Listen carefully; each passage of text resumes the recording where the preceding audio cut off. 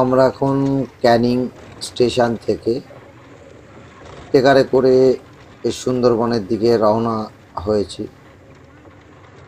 তো সুন্দরবন কথাটা শুনলে পরে খুবই ভালো লাগে। সবুজে ঘেরা বিস্তীর্ণ অঞ্চল, এবং ক্যানিং থেকে এই যে নদীটি গেছে সেই নদীটি মাতলা নদী নামে পরিচিত, কাটা মাতলা। তো তার কিছুটা অংশ আমরা দেখতে পাচ্ছি। আমরা যে রাস্তা ধরে যাচ্ছি সাইডেই দেখতে পাবো আমরা কিছু নৌকো রাখা রয়েছে। এই দেখুন, খালের মতো, নালার মতো।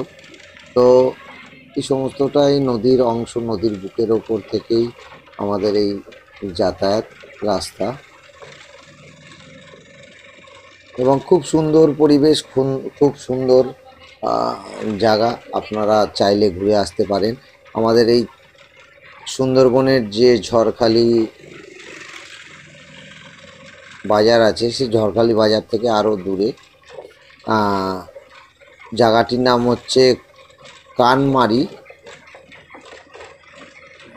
বাজার থেকে আরও আগিয়ে যেতে হবে আমাদের ত্রিদীপনগর। জায়গাটির নাম একদম ঠিক, জায়গাটির নাম হচ্ছে ত্রিদীপনগর। ওখানে ঝড়খালি কানমারি ত্রিদীপনগর, এই কানমারি ত্রিদীপনগরে হরিগুরু আশ্রম আছে। এই চিত্তচাঁদ গোসাইয়ের হরিগুরু আশ্রম। সেই হরিগুরু আশ্রমে বছরে একবার আমরা আসি, এবং এই ধরনের ভিডিও আমি কখনো করিনি, কিন্তু এতটাই সৌন্দর্য আমি ভিডিও না করে থাকতে পারলাম না। এই দেখুন, দু সাইডে আপনারা সবুজে ঘেরা গাছ দেখতে পাবেন, এবং সুদূর রাস্তা একদম কিলোমিটারের পর কিলোমিটার। ট্রেকারে করে যেতে আমাদের গন্তব্যস্থলে 70 টাকা ভাড়া লাগে। তাহলে আপনারা ভাবতে পারছেন কত কিলোমিটার। তো এই দেখুন, রাস্তার দু সাইডটা একসাথে দেখাতে পারছি না। রাস্তার এক সাইডটা দেখাচ্ছি। কোথাও কোথাও দু একটা বাড়ি আমরা দেখতে পাচ্ছি, আবার কোথাও কোথাও দু একটা দোকানও দেখতে পাচ্ছি। তো এই রাস্তায় যাওয়ার পথে সমবায় বাজার দেখতে পাবো আমরা। কিছু দোকান সেখানে বেশি আছে। তারপরে আমরা ঝড়খালি বাজার দেখতে পাবো, সেখানেও কিছুটা দোকান বেশি আছে। বাদ বাকি আপনারা দোকান নেই বললেই চলে, হয়তো দুই একটা আপনারা দেখতে পাবেন, কেউ বাড়ির ভেতরে করেছে দোকান, এরকম কিছু একটা। আর এই দেখুন, রাস্তার সাইডে এখানে বর্ষার সময় জল হয়ে যায়, নৌকোগুলো ওখানে রাখা রয়েছে, নৌকো চলাচল হয় এখান থেকে এই রাস্তা। এবং এখানে স্থানীয় লোকেরা চাষাবাদ এবং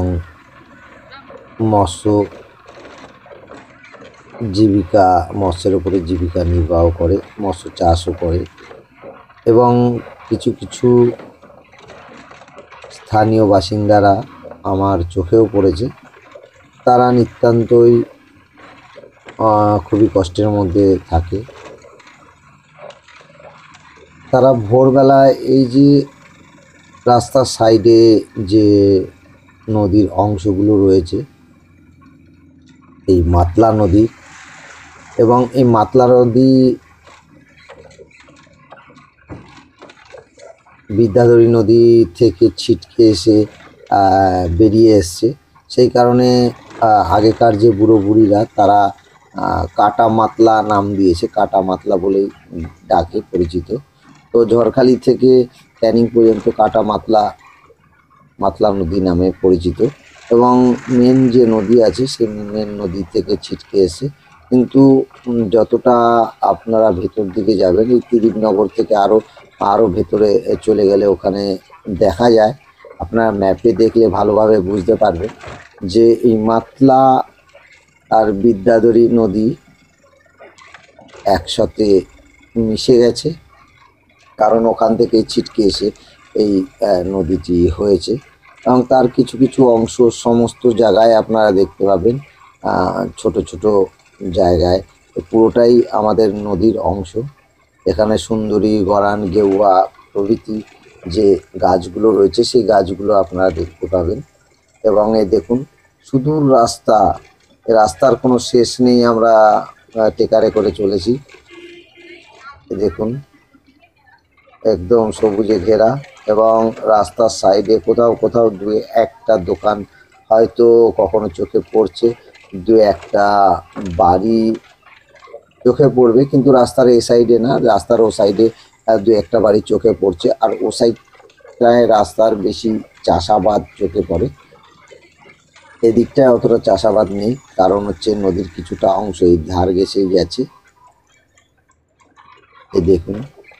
তা এরপরে আমরা দেখাবো যে এই রাস্তার শেষে, এই রাস্তার যে শেষ বালিখাল, সেখানে অংশটাও আমি দেখাবো। এবং সেইখানে যাওয়ার পথে আরেকটি মজাদার ব্যাপার হয়েছে, সেই সম্পর্কেও আপনাদের বলবো এবং আপনারা দেখতে পাবেন। এখন আমরা এই টেকারে করে যাচ্ছি। এই দেখুন এখন মোটামুটি আমরা গ্রামের কাছাকাছি চলে এসেছি, তিদিরনগরের প্রায় কাছাকাছি চলে এসেছি। এই দেখুন এখানে আপনারা কিছু সংখ্যক ঘর দেখতে পাবেন, একটি পাড়া এবং তার সংলগ্ন আরেকটি পাড়া। আর এখানে রাস্তার দুধারে আপনারা দেখতে পাবেন প্রচুর পরিমাণে গাছ, কলা গাছ রাস্তার দুধারে। কিছু থাক না থাক, আপনারা কলা গাছ এখানে প্রচুর পরিমাণে দেখতে পাবেন।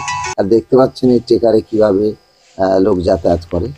এবং এই দেখুন এই যে এই ডগিটা আপনারা দেখছেন, একে আমি চিনিই না, কিন্তু একে যেই আমি রাজু বলে ডেকেছি, এ একদম আদর আপ্যায়ন করতে শুরু করে দিয়েছে। তো এই কুকুরটিকে দেখে আমার প্রায় ৩৫ বছর আগে একটি কুকুর ছিল, ওর নাম রাজু ছিল, আমি সেই নামেই ওকে ডেকেছি। তো এমন বিহেভিয়ার করছে, মনে হচ্ছে ওর আত্মা যেন এর ভেতরে রয়েছে। ঠিক সেরকমভাবেই আমার সাথে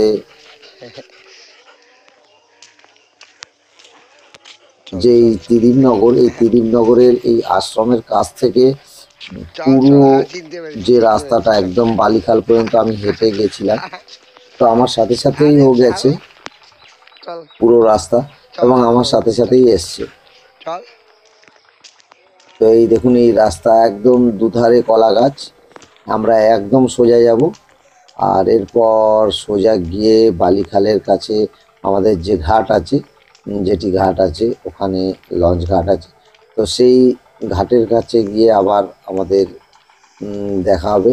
এখন এই দেখুন শুধু রাস্তার পর রাস্তা, আমি বুঝতে পারিনি কমসে কম 10 কিলোমিটার অ্যাপ্রক্স হবে।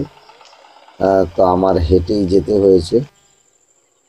তো এই দেখুন আমরা মোটামুটি চলে এসেছি। এটা হচ্ছে নদীর বাঁধ, এই দেখুন পাড়ে বাঁধানো, এখানে নৌকো কিছু আপনারা দেখতে পাবেন। এবং এখানে কিছু এই ডগির সাথে, এই আমার সাথে যে ডগিটি এসেছিল, এর প্রচণ্ড পরিমাণে ঝগড়া শুরু হয়, এবং সেটা থামাতেই আমি ব্যস্ত ছিলাম। একসাথে 10-12টি কুকুর চলে এসেছিল, তাদের মধ্যে সবাই আমার কথা শুনেছে, কিন্তু এই একটি কুকুর বাদ দিয়ে, যেই কারণে এই সমস্যা। তো ভিডিওটি আমি সেইভাবে ঠিকভাবে করতে পারিনি। এটা হচ্ছে সকাল ভোরের দিকে, একদম ভোরের দিকে, এখন সূর্য উঠবে যে আমরা এই বিদ্যাধরী নদীর ওপরে দেখতে পাবো সেই সূর্য ওঠার দৃশ্য। এবং জলে এই সূর্যের আলো আপনারা দেখতে পাচ্ছেন, কত সুন্দর লাগছে।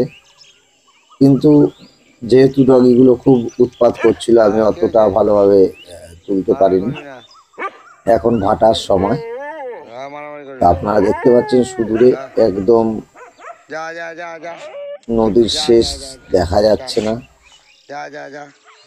দূরে গাছপালা কিছু একটা আছে নদীর ওপারে, আয় ওই যে দেখছেন। আয় আয় মারামারি করে যা আর সূর্যের আলোতে যা যা চারদিক প্রায় আলোকিত, যা যা একদম মারামারি করে ভোরের আয়, যা দৃশ্য আপনারা দেখতে পাচ্ছেন।